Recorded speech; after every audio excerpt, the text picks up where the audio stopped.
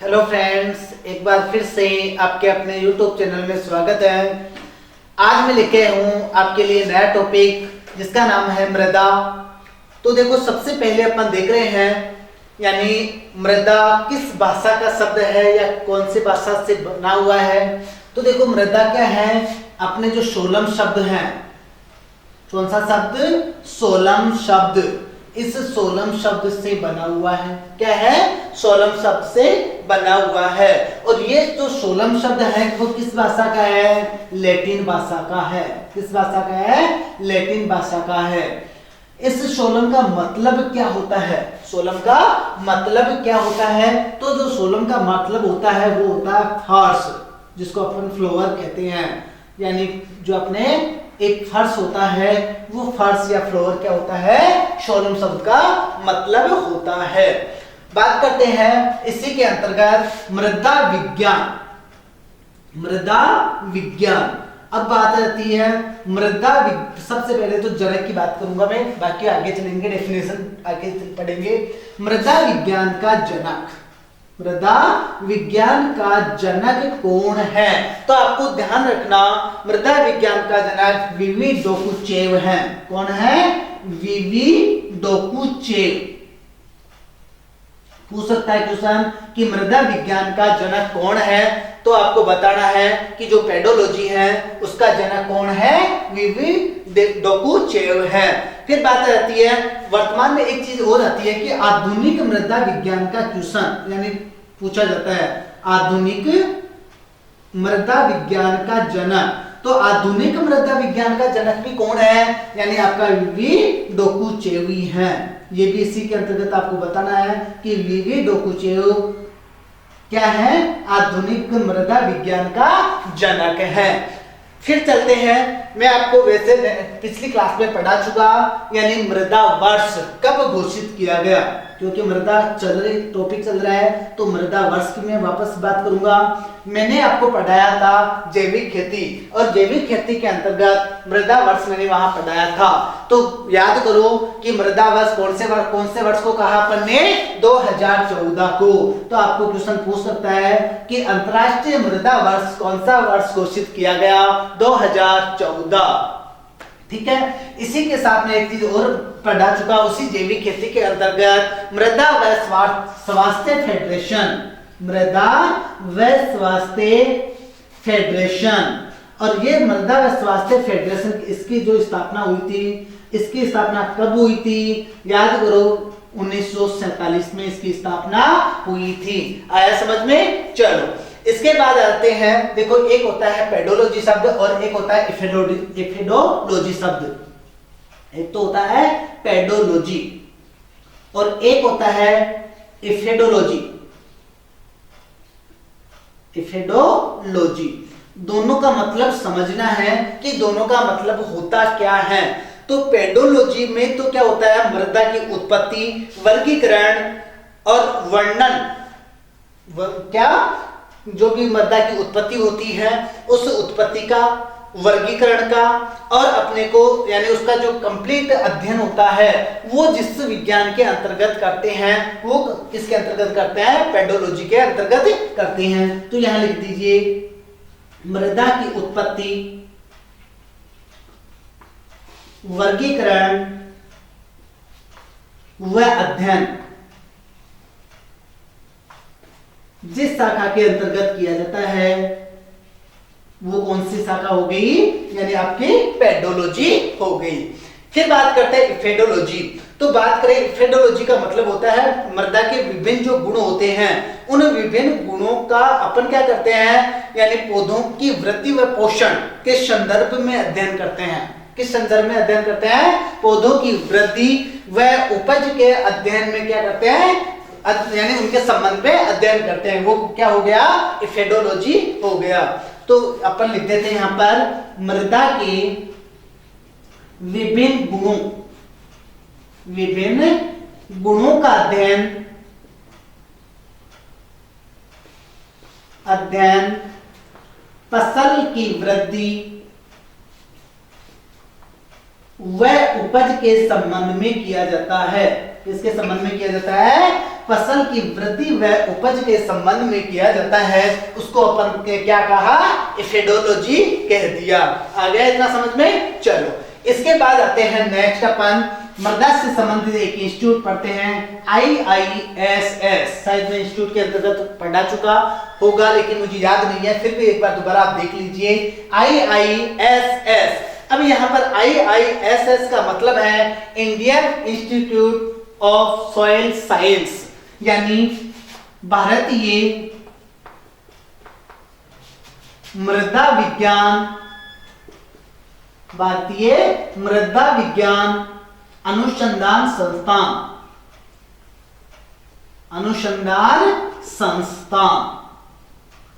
और ये कहां पर है, आपके भोपाल में है। भोपाल कहां पर है, मध्य प्रदेश।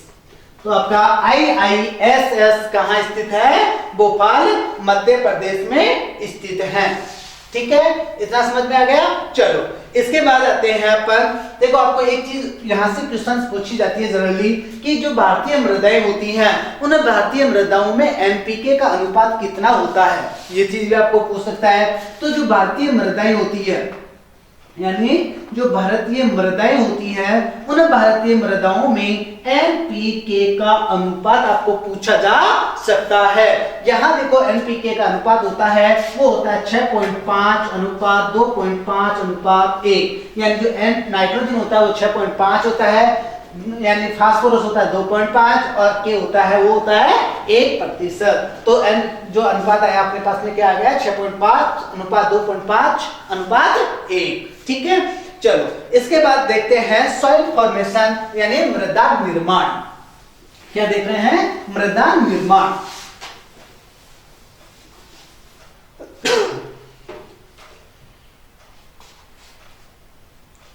मृदा का निर्माण कैसे होता है,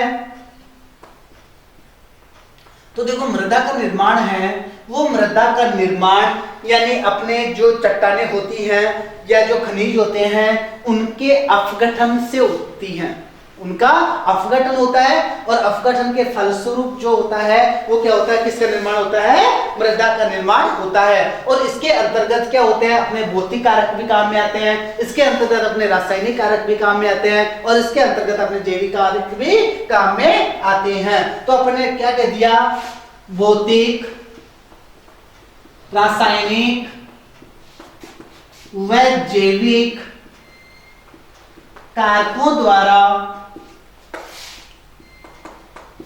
चट्टानों व खनिजों के अपघटन के फलस्वरूप किसका निर्माण होता है, मृदा का निर्माण होता है। अब यहां एक क्वेश्चन आपको पूछ सकता है कि 1 इंच मृदा यानी अपने 1 इंच जो मृदा होती है उसके निर्माण में कितना समय लग जाता है।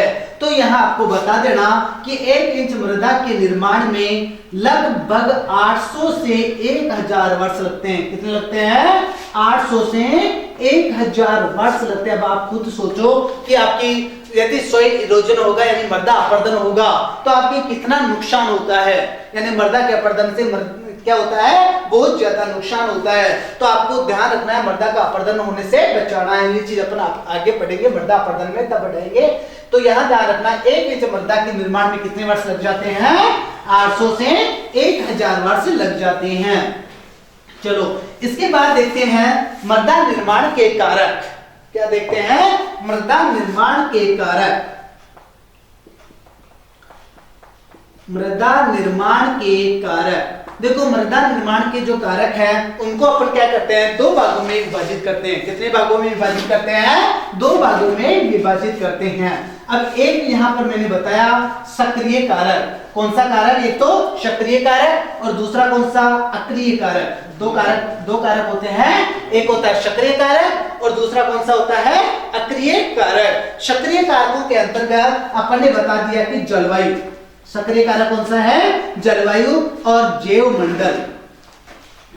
जलवायु और जैव मंडल कौन से कारक हैं, आपके सक्रिय कारक। और अक्रिय कारकों के अंतर्गत पैतृक पदार्थ, समय, उच्चावच आदि आ जाते हैं। यानी क्या आ गया, समय आ गया, उच्चावच आ गया, क्या आ गया, समय आ गया, उच्चावच आ गया, और क्या आ गया, पैतृक पदार्थ, यानी उस मृदा का निर्माण कौन से पदार्थों से हुआ है, ये कौन से कारक आ गए, आपके अक्रिय कारक आ गए। तो इतना समझ में आ गया कि मृदा निर्माण के कौन का आपको पूछ सकता है कि कौन कौन से कारक है, तो आपको 5 कारक याद रखना। 5 कारक कौन से हैं, नंबर 1 जलवायु है, नंबर 2 जैवमंडल है, तीसरा पैतृक पदार्थ है, चौथा समय है, पांचवा उच्चावच है। इनके अंतर्गत यानी आपका जो जलवायु और जो जैवमंडल है वो क्या है, सक्रिय कारक है, उच्चावच है, पैतृक पदार्थ और समय ये क्या है, अक्रिय कारक हैं। ठीक है, चलो इसके बाद पढ़ते हैं मृदा का संगठन। क्या पढ़ते हैं, मृदा का संगठन। जो मृदा है वो मृदा क्या होती है, यानी उसमें 2 चीजें होती हैं, एक होता है ठोस पदार्थ, ठीक है, एक होता है रंध्र। यानी मृदा में 2 चीजें होती है, एक तो क्या होती है ठोस और एक होती है रंध्र। तो जो ठोस पदार्थ होता है वो कितना परसेंट होता है, 50%, और रंध्र होते हैं वो भी कितने परसेंट होते हैं, 50% होते हैं। अब अपन ये देख लेते हैं कि रंध्रों के अंतर्गत तो क्या भरा होता है, वायु और जल भरा हुआ होता है। क्या भरा हुआ होता है, वायु व जल भरा हुआ होता है, और वो कितना परसेंट होता है, 25% होता है। यानी जल भी कितना होता है, 25% होता है, और वायु भी कितनी होती है, 25% होती है। फिर बात करते हैं जो ठोस पदार्थ होते हैं, इन ठोस पदार्थों के अंतर्गत अपन यदि देखें तो सबसे ज्यादा यानी जो 45% है वो क्या आ जाते हैं, खनिज आ जाते हैं, और जो 5% होता है वो क्या आ जाता है, कार्बनिक पदार्थ आ जाता है।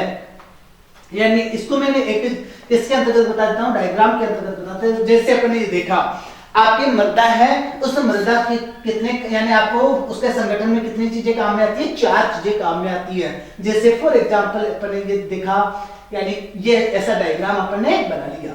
ठीक है, चलो यहां अपन देखो क्या कह रहे हैं, एक तरफ तो ठोस पदार्थ आ गए, ये आधा तो क्या हो गया, ठोस आ गया, और ये आधा क्या आ गया, रंध्र आ गया। ठीक है, रंध्रों के अंतर्गत देखिए तो ये 25% क्या हो गया, जल हो गया। क्या हो गया, जल हो गया।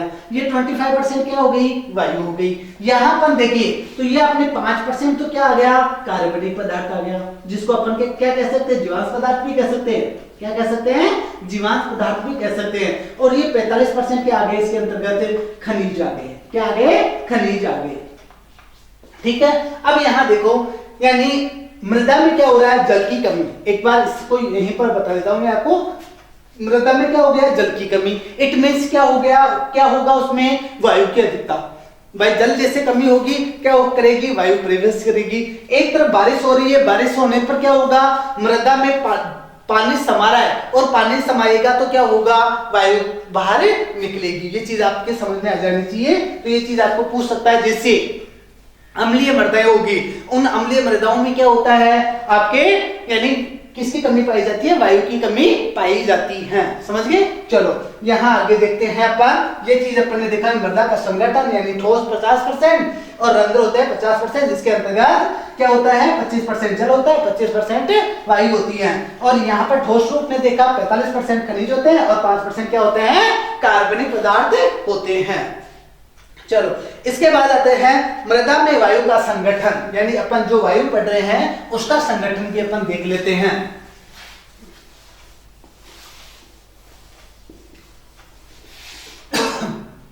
मृदा में वायु का संगठन, देखो मृदा में जो वायु होती है, सिंपल सी बात है, वायुमंडल में जो मृदा वायु होती है उसी के अकॉर्डिंग अपन क्या पढ़ते हैं, मृदा में पढ़ते हैं। वही नाइट्रोजन, अब ऑक्सीजन, कार्बन डाइऑक्साइड या इसके अलावा कोई चीजें हैं जैसे आर्गन वगैरह है, वो वायुमंडल में भी पाई जाती हैं। तो वायुमंडल में अपन क्या कहते हैं, नाइट्रोजन कितने परसेंट होती है, 78% होती है। कितनी होती है, 78% होती है। तो यहाँ पर भी वही लगभग यानी मृदा में भी नाइट्रोजन का जो रेशियो होता है वो क्या होता है, 78% ही होता है। क्या होता है, 78% होता है। इसके बाद बात करें ऑक्सीजन की। किसकी बात करेंगे? ऑक्सीजन की। तो ऑक्सीजन अपने वायुमंडल में कितनी बताते हैं? 21% बताते हैं। यहां पर अपने को बताना है 20.3%। कितना बताना है? 20.3%। और इसके बाद बात करें CO2 की। देखो एक तरफ इस चीज को समझ ही लेना बहुत अच्छे से। ये क्वेश्चन पूछा जा चुका है आपके जेट में, शायद 2018 वाले पेपर में पूछा था कि मृदा में CO2 का क्या यानी CO2 कितनी पाई जाती है। तो ये देखो एक तरफ वायुमंडल की अपन बात करें, वायुमंडल में अपने जो CO2 होती है वो होती है 0.03%। कितनी होती है? 0.03%। और जो मृदा होती है उस मृदा में होती है 0.3%। यानी डायरेक्ट अपन कहेंगे 0.3%। यानी यहां पर क्वेश्चन ये पूछा जा सकता है कि मृदा में वायुमंडल की अपेक्षा CO2 कितनी गुना ज्यादा पाई जाती है। क्वेश्चन को सुन लेना ध्यान से वापस। मृदा यानी वायुमंडल की अपेक्षा मृदा में CO2 की मात्रा कितना गुना ज्यादा पाई जाती है। तो यहां पर अपन देखें कि 10 गुना ज्यादा पाई जाती है। कितनी गुना ज्यादा पाई जाएगी? 10 गुना ज्यादा पाई जाएगी। किसमें? मृदा में पाई जाएगी। अब देखो जेट में जो क्वेश्चन पूछा था वो ये पूछा था कि मृदा में यानी जो आपका CO2 होता है वो कितना होता है, और यहां पर परसेंटेज न देके और वहां पर उसने क्या दिया था? ppm दिया था। क्या दिया था? ppm दिया था। अब इस ppm का मतलब क्या होता है? ppm का मतलब होता है पार्ट पर मिलियन। पार्ट पर मिलियन। और इसका मतलब आप सिंपल भाषा में ये समझोगे कि कोई भी चीज है उसका जो हजारवां भाग होता है वो हजारवां भाग क्या होता है? 1 ppm होता है। क्या होता है? 1 ppm होता है। जैसे फॉर एग्जांपल मैं कह रहा हूं कि अपने पास में क्या है? 1 लीटर पानी है। क्या है? 1 लीटर पानी है। अब इस 1 लीटर पानी में अपने को क्या करना है? यदि कोई किसी भी हार्मोन या दवाई का 1 ppm अपने को बढ़ाना है तो वहां पर अपने को क्या करना है? मात्र उस दवाई का कितना डालोगे? 1 ml डालोगे। कितना डालोगे? 1 ml डालोगे। यानी पानी तो 1000 ml और दवाई कितनी? 1 ml। वो क्या हो गया? 1 ppm का गोल हो गया।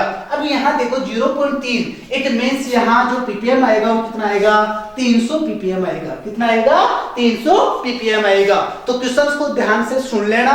वापस एक बार रिपीट कर देता हूं कि मृदा में यानी जो CO2 होती है, सॉरी यहां मैंने 300 बोल दिया, 3000 आएगा यहां पर। तो यहां देखो यानी जो क्वेश्चन रिपीट कर रहा हूं वापस कि मृदा में वायुमंडल की अपेक्षा CO2 की मात्रा होती है कितनी गुना? गुना पूछे तो बताना 10 गुना। फिर बात करते हैं अपन, आपको डायरेक्ट पूछे तो 0.3 बता देना। और यदि आपको ppm जो मात्रा दे देता है ppm के रूप में बता देना, यानी 3000। कितनी बता देना? 3000 ppm बता देना। ठीक है, चलो इसके बाद आ जाते हैं नेक्स्ट अपन देखते हैं यानी रंध्रावकाश वाली चीज देख लेते हैं। यहां देख रहे थे अपन कि रंध्रावकाश पाए जाते हैं। तो कुछ जो भी आपके सिल्ट वगैरह या आपके जो बालू है इसमें जो रंध्रावकाश होते हैं तो किसमें सबसे ज्यादा होते हैं? सबसे ज्यादा किसमें होते हैं? ये चीज अपन देख लेते हैं। तो देखो सर्वाधिक रंध्रावकाश सर्वाधिक रंध्रावकाश और सर्वाधिक रंध्रावकाश होता है वो होता है क्ले में। क्या होता है? क्ले, जिसको अपन कहते हैं मृत्तिका। क्या कहते हैं? मृत्तिका। उसके बाद में यानी जो फिर उसके बाद में पाया जाएगी जो रंध्रावकाश वो पाया जाता है सिल्ट में, और उसके बाद में जो पाया जाता है वो पाया जाता है किसमें? बालू में। यानी आपको क्वेश्चन पूछ लिया जाए कि किस मृदा में सबसे ज्यादा यानी क्या पाए जाते हैं? रंध्रावकाश, तो आपको बताना है रंध्रावकाश किसमें पाए जाएंगे? सबसे ज्यादा क्ले में पाए जाएंगे। क्यों? क्योंकि क्ले के जो कण होते हैं बिल्कुल बारीक होते हैं। क्ले के कण क्या होते हैं? बिल्कुल बारीक होते हैं। बारीक होने के कारण क्या होता है? यानी एक लंबाई जो भी आकार होता है उस आकार में क्या होता है? यानी रंध्रावकाश ज्यादा होते हैं। जैसे इसको समझना, एक तरफ मैं कह रहा हूं कि बालू के कण क्या है? बिल्कुल मोटे। कैसे होते हैं बालू के कण? बिल्कुल मोटे होते हैं। तो यहां देखो ये चीज आपके आया, ठीक है। अब यहां पर ये आ गया कि इतने भाग में 1 2 3 4 5 6 7 8 9 यानी इतना स्पेस पाया गया। एक तरफ बिल्कुल क्या है? यानी बिल्कुल बारीक बारीक है। ठीक है। और बारीक बारीक के अंतर्गत भी क्या हो गया, यानी बहुत ज्यादा स्पेस आ जाएगा। क्यों आ जाएगा, क्योंकि कण बिल्कुल क्या होगा, चिपकेगा नहीं, और चिपकेगा नहीं तो क्या होगा, उसके बीच में खूब सारी जगह अपने को मिल जाएगी। तो ये चीज आप बता दोगे कि सबसे ज्यादा जो रंध्रावकाश होता है वो क्ले में होता है, उसके बाद सिल्ट में होता है, और उसके बाद बालू में होता है। चलो इसी के अंतर्गत पढ़ते हैं, जब क्ले, सिल्ट और बालू की बात आ गई तो यहाँ पर मैं बता देता हूं मृदा कणाकार। यहीं पर अपन इस चीज को भी देख लेते हैं। आ जाते हैं मृदा कणाकार। मृदा कणाकार का मतलब यानी जो मृदा के कणों का आकार होता है वो क्या कहलाता है, मृदा कणाकार कहलाता है। मृदा के कण अपने को ध्यान रखने हैं, यानी क्ले, क्या ध्यान रखने हैं, क्ले, जिसको अपने कहा मृत्तिका। उसके बाद अपने को ध्यान रखना है किसका, यानी आपका सिल्ट का। किसका ध्यान रखना है, सिल्ट का। इसके बाद सिल्ट के बाद अपने को ध्यान रखना है किसका, यानी जो बारीक बालू होती है, इस बारीक बालू का। और बारीक बालू के बाद में अपने को ध्यान रखना है मोटी बालू का। यानी चार चीजें अपने को ध्यान रखनी है। इस चीज को यदि आप अच्छी तरह से एक बार समझ में आ गई, कभी जिंदगी में भूलोगे नहीं, यानी समझ में आनी चाहिए। समझ में ये अपने आप आएगी। देखो यहाँ पर, यानी जो क्ले या मृत्तिका होते हैं, इसके कणों का आकार होता है 0.002 mm से कम, यानी लेस देन 0.002 mm से कम। इतना समझ में आ गया। अब क्या करना है, अब आपको चलते जाना है, 0 एक एक 0 हटाते जाना है, कुछ भी नहीं करना। यदि सीक्वेंस में याद रखोगे, सीक्वेंस में आसानी से याद हो जाएगा। पहले क्ले, सिल्ट, बारीक बालू और मोटी बालू, ठीक है। सीक्वेंस आया, मैंने यहाँ कहा कि एक 0 हटानी है, 0 हटाओ 0.02 से, यहां से चलेगा और यहां तक चलेगा। कहां से कहां तक चलेगा, यहां से चलेगा और यहां तक किसी भी प्रकार से कर लो आप। तो देखो यहां मैंने आपको लिख दिया 0.002 से, 0.002 से एक 0 हटाना है, 0.02 mm। आ गया समझ में। चलो इसके आगे देखो, यहां से स्टार्ट करो, यानी 0.02 तो अपन लिख चुके थे पहले, एक 0 कम करना है, यानी 0.2 mm। और उसके बाद में फिर आपको क्या करना था, 0 फिर हटाना है, स्टार्ट यहां से करना है 0.2 से 2 mm। आगे होगी समझ में शायद मेरे हिसाब से। सीक्वेंस यदि याद है, कैसे सीक्वेंस का मतलब, सबसे पहले क्ले, उसके बाद सिल्ट, उसके बाद बारीक बालू, उसके बाद मोटी बालू। आपको क्या करना है, यानी सबसे महीन जो कण होते हैं वो किसके होते हैं, सिल्ट, यानी किसके होते हैं, क्ले के होते हैं, सॉरी। तो क्ले के होते हैं, यानी कितने होते हैं, लेस देन 0.002 mm, ठीक है। उसके बाद आते हैं सिल्ट पे, 0.002 से 0.02 mm। और उसके बाद आते हैं बारीक बालू पे 0.02 से 0.2 mm। और लास्ट आता है मोटी बालू पे 0.2 से 2 mm, ठीक है। चलो इसके बाद आते हैं, नेक्स्ट पढ़ते हैं मृदा परिच्छेदिका। क्या पढ़ लेते हैं, मृदा परिच्छेदिका।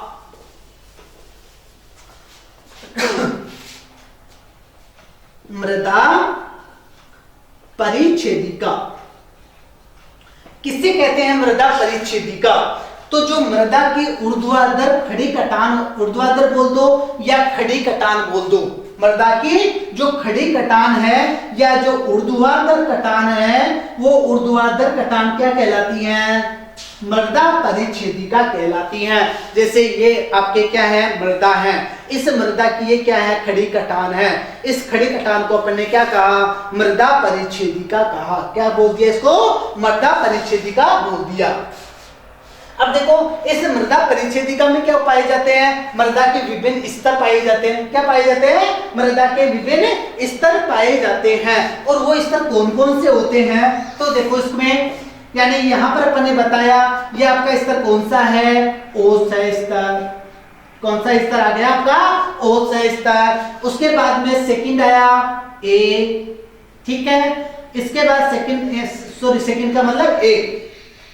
उसके बाद में थर्ड चलना है, थर्ड पर कौन सा चलना है, बी स्तर। उसके बाद आते हैं फोर्थ पे चलना है, फोर्थ कौन सा आ गया आपका, सी स्तर आ गया। क्या आ गया, सी स्तर आ गया। और सी के बाद में आ जाता है आर बेड, यानी जो रॉक होती है, चट्टानें होती हैं, वो आ जाएगी, ठीक है। चलो रॉक यानी आर बेड या आर सह स्तर बोल दो, बेड बोल दो, कुछ भी बोल दो। चलो ये आपके यानी 5 सह स्तर पाए जाते हैं मृदा में। सबसे पहले अपन देखते हैं यानी जो ओ सह स्तर है, ये ओ सह स्तर के बारे में अपन पढ़ते हैं। तो इस सह स्तर को अपन क्या कहते हैं? कार्बनिक सह स्तर भी कहते हैं। किस सह स्तर के नाम से जानते हैं अपन इसको? कार्बनिक सह स्तर के नाम से भी जानते हैं। यानी सबसे ऊपर वाली जो मृदा का सह स्तर होगा वो कौन सा होगा? कार्बनिक सह स्तर या ओ सह स्तर होगा। कौन सा होगा? कार्बनिक या ओ सह स्तर होगा।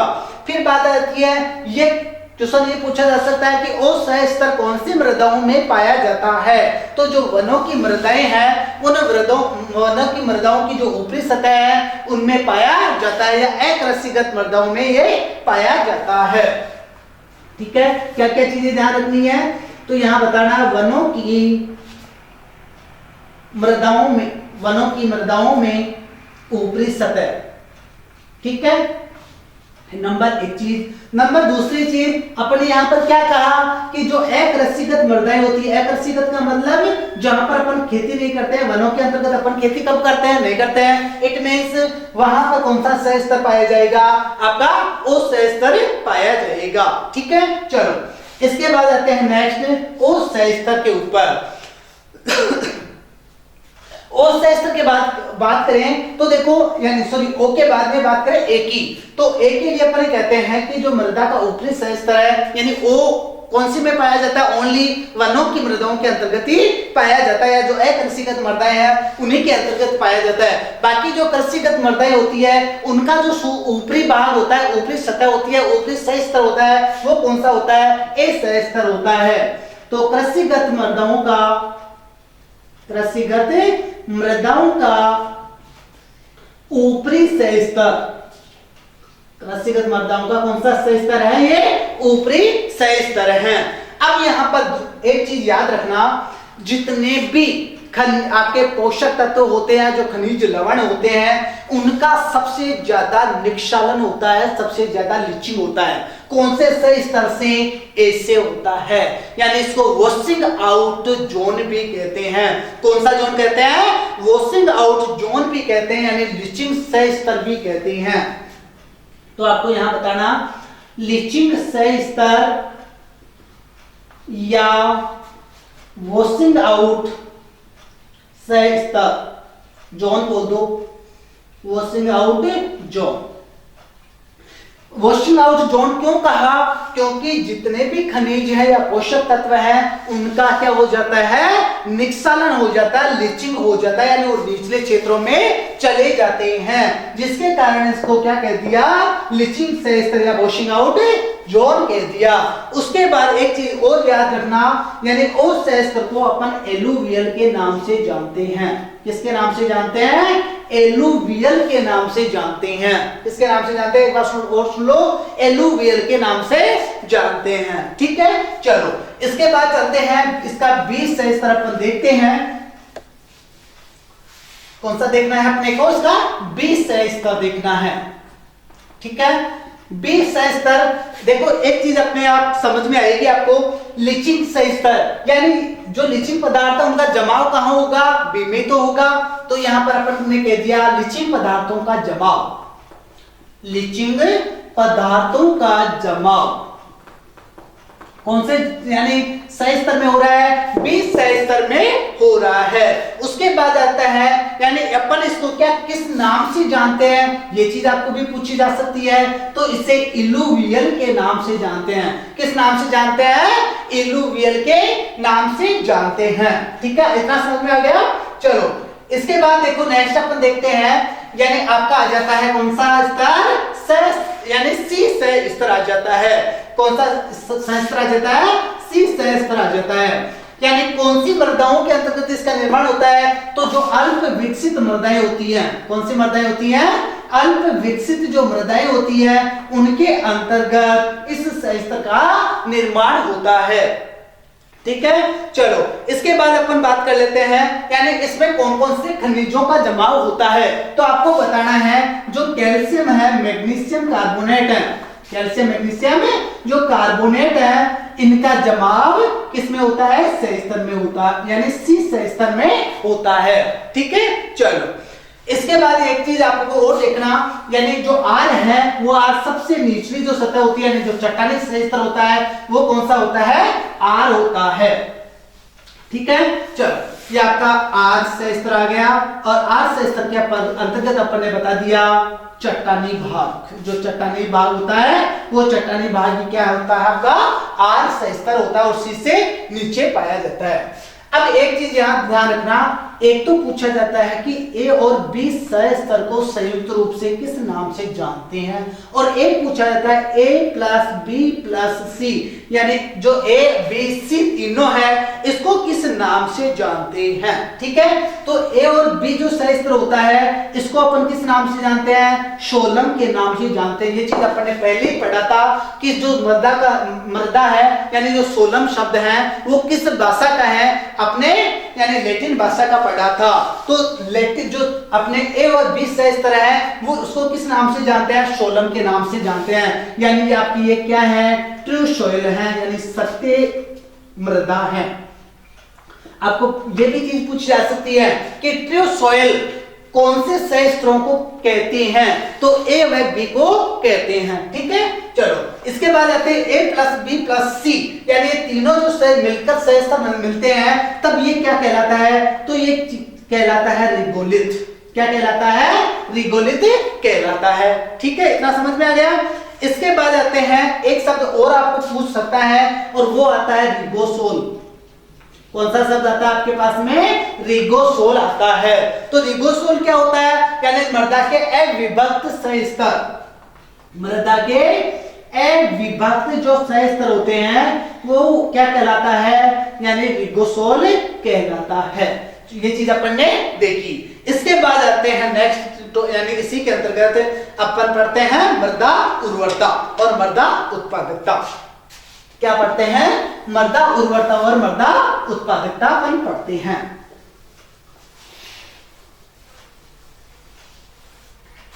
चलो मृदा उर्वरता किसे कहते हैं? सबसे पहले ये चीज देखो, मृदा उर्वरता, और साथ में ही देख लेना इस चीज को भी मैं साथ ही बता रहा हूं, मृदा उर्वरता और मृदा उत्पादकता। देखो मृदा उर्वरता का मतलब ये कहेंगे कि मृदा की जो भौतिक, रासायनिक और जैविक शक्ति है उसका योग होता है, वो क्या कहलाता है? मृदा उर्वरता कहलाता है। यानी मृदा की कौन सी आई? मृदा की एक तो भौतिक आ गई, भौतिक के साथ साथ उसकी रासायनिक आ गई, रासायनिक के साथ साथ उसकी जैविक शक्ति है, वो जैविक शक्ति का तीनों का योग क्या कहलाता है? यानी मृदा उर्वरता कहलाता है। आ गया समझ में? चलो इसके बाद आते हैं मृदा उत्पादकता, यानी मृदा की प्रति हेक्टेयर, मृदा की प्रति हेक्टेयर उत्पादन देने की जो क्षमता है वो उत्पादन देने की जो क्षमता क्या कहलाएगी? मृदा उत्पादकता कहलाएगी। यानी एक हेक्टेयर में अपने को कितना उत्पादन मिलता है। ठीक है, ये चीज आपको यहाँ पर बिल्कुल समझ में आ जानी चाहिए कि मृदा उत्पादकता किसे कहते हैं और मृदा यानी उर्वरता किसे कहते हैं। तो मृदा की भौतिक, रासायनिक और जैविक शक्ति का योग तो क्या कहलाएगा? मृदा उर्वरता कहलाएगा। और जो मृदा की उत्पादकता है उसको अपन क्या कहेंगे कि मृदा की प्रति हेक्टेयर उत्पादन देने की जो क्षमता होती है वो क्या कहलाती है? मृदा उत्पादकता कहलाती है। ठीक है, इसके बाद आते हैं, यानी आपको एक क्वेश्चन ये भी पूछा जा सकता है कि मृदा उर्वरता की जांच कहां की जाती है और मृदा उत्पादकता की जांच कहां की जाती है। तो देखो उत्पादक यानी उर्वरता की जांच कैसे करेंगे? सिंपल सी बात है, मृदा का क्या करेंगे अपन? एक सैंपल लेंगे और सैंपल लेके उसकी जांच कहां करवाएंगे? प्रयोगशाला में करवाएंगे। कहां पर करवाएंगे? प्रयोगशाला में करवाएंगे। और दूसरी तरफ उत्पादकता की जांच, यानी सिंपल सी कह रहा है कि प्रति हेक्टेयर उत्पादन देने की जो क्षमता है वही क्या कहलाएगी? उत्पादकता कहलाएगी। तो यानी इसकी जांच अपन खेत में ही हो जाती है, यानी एक हेक्टेयर से अपने को कितना उत्पादन मिला वही क्या है? उसकी जांच है। ठीक है, तो आपको ये चीज पूछी जा सकती है कि आपके प्रति यानी जो उसकी जांच कहां होती है उत्पादकता की, तो ये बता देना खेत में, और जो उर्वरता है इसकी जांच कहां होती है? आपके प्रयोगशाला में होती है। अब एक चीज यहां याद रखना कि एक उर्वर मृदा उत्पादक हो भी सकती है और नहीं भी, परंतु एक उत्पादक मृदा हमेशा उर्वर होती है। समझ लेना इस चीज को, क्या कहना चाहता है ये। एक उर्वर मृदा उत्पादक हो भी सकती है और नहीं भी, दोनों कंडीशन है। अब वो दोनों कंडीशन कैसे हैं? ये अपना खेत है, खेत क्या था? उर्वर था, वर्षा टाइम पर हो गई, अच्छा उत्पादन अपने को वहां से मिल गया, ठीक है। वो तो क्या हो गई भाई, सिंपल सी बात है, अच्छा उत्पादन हो गया, उत्पादन यानी अपने को मिल गया, तो वो क्या हो गई? उर्वर हो गई, ठीक है। उसके बाद में दूसरी कंडीशन आ जाती है, अपना खेत उर्वर था लेकिन बारिश टाइम पर नहीं हुई, या आपको बारिश होने के बाद में क्या हो गई? विपरीत कंडीशन अपने सामने आ गई, ठीक है। ओला यानी ओले गिर गए, क्या हो गया? पाला पड़ गया, लू चल गई, कुछ भी विपरीत कंडीशन, और अपने को वहां से प्रोडक्शन नहीं मिला, ठीक है। तो वो उत्पादक हो भी सकती है और नहीं भी हो सकती है, लेकिन जो एक उत्पादक मृदा है वो हमेशा उर्वर होगी। क्यों? क्योंकि प्रोडक्शन मिलेगा कहां से? जब वो उर्वर होगी तो ही तो प्रोडक्शन मिलेगा, कहने का मतलब ये है। तो समझ में आ गया कि एक उर्वर मृदा उत्पादक हो भी सकती है और नहीं भी, लेकिन एक उत्पादक जो मृदा है वो हमेशा क्या होगी? उर्वर होगी, ठीक है। चलो इसके बाद देखते हैं मृदा उर्वरता को प्रभावित करने वाले कारक। मृदा उर्वरता को प्रभावित करने वाले कारक अपन पढ़ते हैं, और इसके कारकों को दो भागों में विभाजित कर देते हैं। एक होता है प्राकृतिक कारक और दूसरा होता है कृत्रिम कारक। यानी मृदा उर्वरता को दो प्रकार के कारक प्रभावित करते हैं। कौन कौन से? एक प्राकृतिक कारक और दूसरा कृत्रिम कारक। अब प्राकृतिक कारकों के अंतर्गत देखो, पहला कारक मैं आपको पढ़ा रहा हूं और वो आ जाता है आपका पैतृक पदार्थ। कौन सा आ जाता है? पैतृक पदार्थ। पैतृक पदार्थ का मतलब उस मृदा का निर्माण किससे हुआ है, उस मृदा का निर्माण किससे हुआ है, डिपेंडेंट उस पे करेगा, ठीक है। यानी मृदा उर्वर होगी या नहीं होगी वो किस पर डिपेंडेंट करेगा? उसके पैतृक पदार्थ पर डिपेंडेंट करेगा। यानी जो भी पैतृक पदार्थ है उसमें खूब सारे पोषक तत्व थे, खूब सारे अच्छे कार्बनिक पदार्थ थे, तो मृदा कैसी होगी? उर्वर होगी। और वो उस पैतृक उनमें क्या है, यानी बिल्कुल भी पोषक तत्व नहीं है या कार्बनिक पदार्थ नहीं है, तो वो क्या होगा? यानी उर्वर नहीं होगी। तो ये आपका पैतृक पदार्थ क्या करेगा? मृदा उर्वरता को प्रभावित करेगा। इसके बाद में दूसरा पॉइंट पढ़ते हैं, स्थलाकृति, यानी स्थल की आकृति कैसी है, डिपेंडेंट उस पे भी होगी मृदा उर्वरता। स्थलाकृति यानी एक तरफ देखो, यानी अपन ये कहते हैं पहाड़ी क्षेत्र है अपना, पहाड़ी ढालू क्षेत्र है, तो ढालू क्षेत्र में क्या होता है? ऊपर से यानी पानी बहकर आता है और साथ में क्या आता है? यानी पोषक तत्वों को बहाकर लाता है।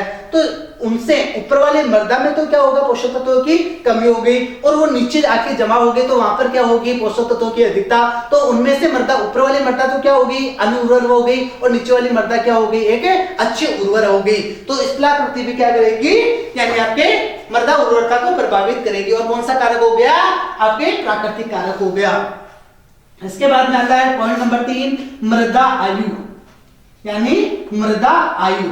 देखो मृदा आयु किस प्रकार प्रभावित करती है, तो यहां पर कोई एक चीज ध्यान रखना कि यदि जो पुरानी मृदा है, यानी जिसका निर्माण बहुत साल पहले हुआ था, वो मृदा थोड़ी कम उर्वर होगी। किसके बजाय? जो नवीनतम मृदाएं हैं, यानी नवीनतम मृदाओं का मतलब जिनका निर्माण अभी हुआ है, उनको अपन क्या कहते हैं? नवीनतम मृदाएं। जैसे नदियों के द्वारा बहाकर लाई गई जो मृदाएं होती है वो प्रेजेंट में निर्मित मृदाएं होती है, तो वो क्या होता है? ज्यादा उर्वर होती है। तो आपको मृदा, जो आपकी मृदा आयु है वो मृदा को किस प्रकार प्रभावित कर रही है? यानी पुरानी मृदाएं कम उर्वर होगी और जो नई मृदाएं हैं वो क्या होगी? ज्यादा उर्वर होगी। उसके बाद देखते हैं पॉइंट नंबर 4, जलवायु। पॉइंट नंबर 4 अपना कौन सा रहता है, जलवायु। यानी जो आपके प्राकृतिक कारक है इसके अंतर्गत चौथा पॉइंट आया अपने पास में जलवायु। जलवायु भी क्या करेगा, मृदा उर्वरता को प्रभावित करेगा। अरे जहां पर ज्यादा तापमान होगा वहां पर क्या होगा, बहुत ज्यादा अपक्षय होगा, यानी जो आपके चट्टाने हैं उनका बहुत ज्यादा अपक्षय होगा, जिसके कारण से क्या होगा, यानी वहां की मृदाएं कम उर्वर होगी। और जहां पर टेम्परेचर यानी सामान्य रहता है वहां पर क्या होगा, यानी नॉर्मल रहेगा, तो वहां की मृदाएं क्या होती हैं, आपकी ज्यादा उर्वर होती हैं। उसके बाद आते हैं मृदा की भौतिक दशा। पॉइंट नंबर 5वां, मृदा की भौतिक दशा। मृदा की भौतिक दशा यानी मृदा की जो भौतिक दशा है, यानी मृदा में कार्बनिक पदार्थ कितने हैं या जो और अन्य चीजें भौतिक जो पदार्थ है वो कितने हैं। तो मृदा की जो भौतिक दशा है वो भी क्या करेगी, मृदा उर्वरता को प्रभावित करेगी। और ये भी कौन सा कारक हो गया, आपका प्राकृतिक कारक हो गया। इसके बाद आते हैं नंबर 6 पॉइंट पे, मृदा प्रोफाइल की गहराई। छठा पॉइंट कौन सा है, मृदा प्रोफाइल की गहराई। किसकी गहराई आ रही है, मृदा प्रोफाइल की गहराई। मृदा प्रोफाइल का गहराई का मतलब है कि ज्यादा जो गहरी मृदाएं होती हैं वो उतनी मृदाओं की अपेक्षा ज्यादा उर्वर होती हैं। इस चीज को आपको ध्यान रखना कि जो मृदा, जिन मृदाओं की गहराई ज्यादा होती है, गहराई का मतलब यानी एक निश्चित गहराई तक उसमें कोई कंकड़ पत्थर नहीं होना चाहिए, ठीक है। तो वो चीजें यानी उसको अपन ने क्या कहा, गहरी मृदा। और उतली मृदा का मतलब यानी अपन मृदा से 2-3 फीट नीचे ही क्या आ जाते हैं, कुछ पथरीली यानी परत आ जाती है, तो उतली मृदा हो गई। तो उतली मृदाओं की अपेक्षा जो गहरी मृदाएं होती हैं वो क्या होती हैं, ज्यादा उर्वर होती हैं। उसके बाद आता है नेक्स्ट पॉइंट। नेक्स्ट पॉइंट देखते हैं मृदा अपरदन। नेक्स्ट पॉइंट अपना कौन सा आता है इसके अंतर्गत, मृदा अपरदन। यानी जिन मृदाओं का अपरदन ज्यादा होगा वो कम उर्वर होगी, और जिन मृदाओं का अपरदन कम होगा वो क्या होगी, कम यानी ज्यादा उर्वर होगी। यानी जिनमें ज्यादा क्या हो रहा है, अपरदन हो रहा है, वो कम उर्वर हो जाएगी, और कम यानी कम अपरदन हो रहा है वो ज्यादा उर्वर हो जाएगी, ठीक है। इसके बाद देखते हैं मृदा में पोषक तत्व प्रदान करने की क्षमता। नेक्स्ट पॉइंट आ जाता है मृदा में पोषक तत्व प्रदान करने की क्षमता। यानी जो भी आपके पोषक तत्व हैं उनके प्रदान करने की कितनी क्षमता है, तो उसके अनुसार भी मृदा उर्वरता प्रभावित होती है। ये सारे कारक कौन कौन आपके कौन से हैं, प्राकृतिक कारक हैं। इसके बाद देखो नेक्स्ट अपन देखते हैं, यानी आपके आ जाते हैं कृत्रिम कारक। कौन से आ जाते हैं, कृत्रिम कारक। यानी आपको बाहरी रूप से, आपकी मृदा को बाहरी रूप से प्रभावित करे, उसको अपन ने क्या कहा, कृत्रिम कारक कह दिया। जैसे यानी जलाक्रांति। जैसे अपन ने पहला पॉइंट इसके अंतर्गत देखा कौन सा, जलाक्रांति। जलाक्रांति का मतलब जहां पर जल इकट्ठा हो जाता है उसको अपन कहते हैं जलाक्रांति। और जल इकट्ठा हो जाएगा तो मृदा कैसी बन जाएगी, आपकी अम्लीय बन जाएगी, उसमें पोषक तत्वों की क्या हो जाएगी, कमी आ जाएगी। क्यों, क्योंकि लीचिंग के द्वारा वो निचले क्षेत्रों में चले जाते हैं। उसके बाद आता है नंबर 2 फसल चक्र। यानी दूसरा जो कारक है वो कृत्रिम कारक प्रभावित कर रहा है, फसल चक्र। यदि अपन फसल चक्र अपना रहे हैं तो मृदा की उर्वरता बनी रहती है, और यदि अपन ने फसल चक्र नहीं अपनाया तो अपनी मृदा क्या हो जाती है, अनुर्वर हो जाती है। उसके बाद तीसरा पॉइंट आ जाता है इसके अंतर्गत मृदा पीएच। मृदा पीएच। अब ये मृदा पीएच दिखने में ऐसा लगता है कि कृत्रिम यानी प्राकृतिक कारक है, लेकिन नहीं, ये क्या है, कृत्रिम कारक है। किस प्रकार प्रभावित करता है, अपन तो प्रभावित करते हैं, यानी उर्वरकों के आधार पर ये पीएच चेंज होता है। कैसे, अपन क्या कर रहे हैं, अपन उर्वरक पढ़ चुके हैं, तो मैंने बताया था अम्लीय प्रकृति के और क्षारीय प्रकृति के। यदि अपन ने क्या काम में लिया, सोडियम नाइट्रेट काम में लिया, कैल्शियम नाइट्रेट काम में लिया, वो क्या थे, क्षारीय प्रकृति। अपन ने क्या लिया, अमोनियम सल्फेट, वो क्या था, अम्लीय प्रकृति। तो ऐसे उर्वरकों का प्रयोग करोगे तो मृदा का पीएच चेंज होगा। अब तो ये क्या करेगा, यानी मृदा उर्वरता को प्रभावित करेगा। तो मृदा जो पीएच है वो भी क्या होता है, कृत्रिम कारकों के अंतर्गत आता है। उसके बाद आता है मृदा जुताई का ढंग व समय। पॉइंट नंबर 4 मृदा जुताई का ढंग व समय। यानी आपने सही समय पर सही विधि के द्वारा जुताई नहीं किया है तो आपकी मृदा क्या होगी, अनउर्वर हो जाएगी। तो मृदा जुताई का ढंग व समय भी क्या करता है, मृदा उर्वरता को प्रभावित करता है। और उसके बाद आता है मृदा में कार्बनिक पदार्थ। पॉइंट नंबर 5 आ जाता है मृदा में कार्बनिक पदार्थ। ये भी क्या करता है, यानी आपकी मृदा उर्वरता को प्रभावित करता है। तो अच्छे से देख लेना प्राकृतिक कारक कौन कौन से हैं और कृत्रिम कारक कौन कौन से हैं। क्वेश्चन पूछा जा सकता है और पूछा गया भी है। ठीक है, ये तो प्रभावित किसको कर रहे हैं, मृदा उर्वरता को कर रहे हैं। इसके बाद देखते हैं मृदा उत्पादकता को प्रभावित करने वाले कारक। नेक्स्ट क्या देखना है, मृदा उत्पादकता को प्रभावित करने वाले कारक। मृदा उत्पादकता को प्रभावित करने वाले कारक,